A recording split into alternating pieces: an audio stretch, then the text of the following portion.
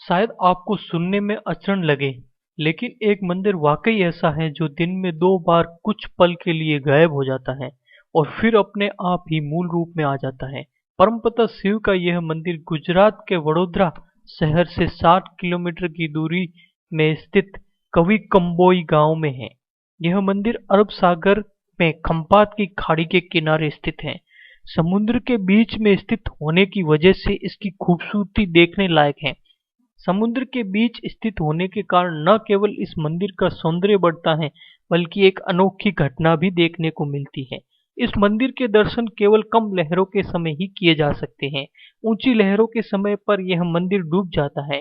पानी में डूब जाने के कारण यह मंदिर दिखाई नहीं देता, इसलिए ही इसे गायब मंदिर कहा जाता है। ऊंची लहरें खत्म होने पर मंदिर के ऊपर से धीरे धीरे पानी उतरता है और मंदिर दिखने लगता है। लोक मान्यता के अनुसार संत भेश्वर महादेव मंदिर में स्वयं शिव शंभु विराजते हैं, इसलिए समुद्र देवता स्वयं उनका जलाभिषेक करते हैं।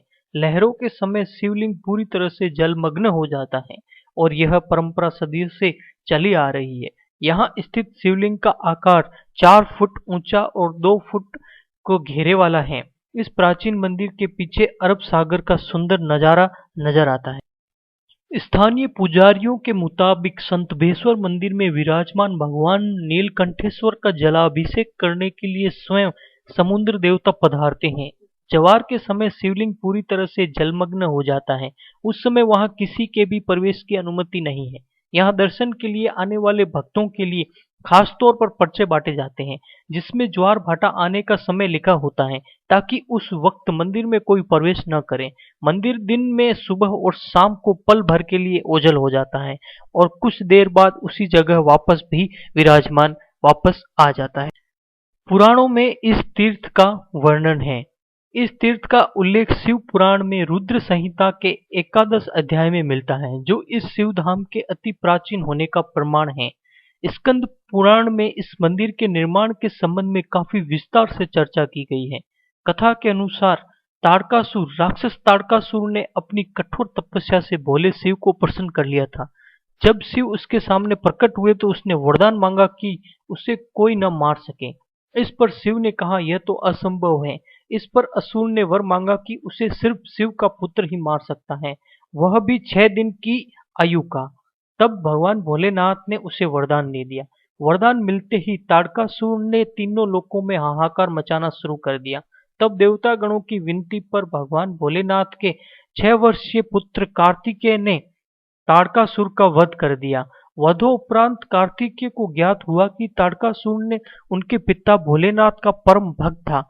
इससे उनका मन ग्लानि से भर उठा। तब जगत पालक विष्णु जी ने कार्तिकेय स्वामी से कहा कि आप वध स्थल पर शिवालय बनवाइए, इससे ही आपका मन शांत हो सकेगा। कार्तिकेय स्वामी ने ऐसा ही किया। समस्त देवगणों ने एकत्र होकर महिसागर संगम तीर्थ पर विश्वनंदक के स्तंभ की स्थापना की।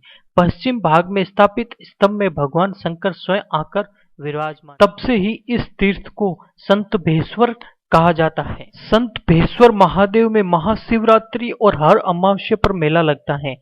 प्रदोष, पूर्णमासी और एकादशी को पूरी रात यहाँ चारों पहर पूजा अर्चना होती है। काफी दूर दूर से भक्त समुद्र द्वारा संत भेश्वर महादेव के जलाभिषेक का अद्भुत दृश्य देखने आते हैं और वातावरण में पवित्रता और रमणीयता का अलौकिक संगम नजर आता है। दोस्तों, यह थी भगवान भोलेनाथ शिव शंकर की महिमा। मेरा ये चैनल सब्सक्राइब कीजिए और इस वीडियो को शेयर कीजिए, लाइक कीजिए, ताकि मैं आपके सामने ऐसी और रोचक जानकारी लाता रहूं। धन्यवाद।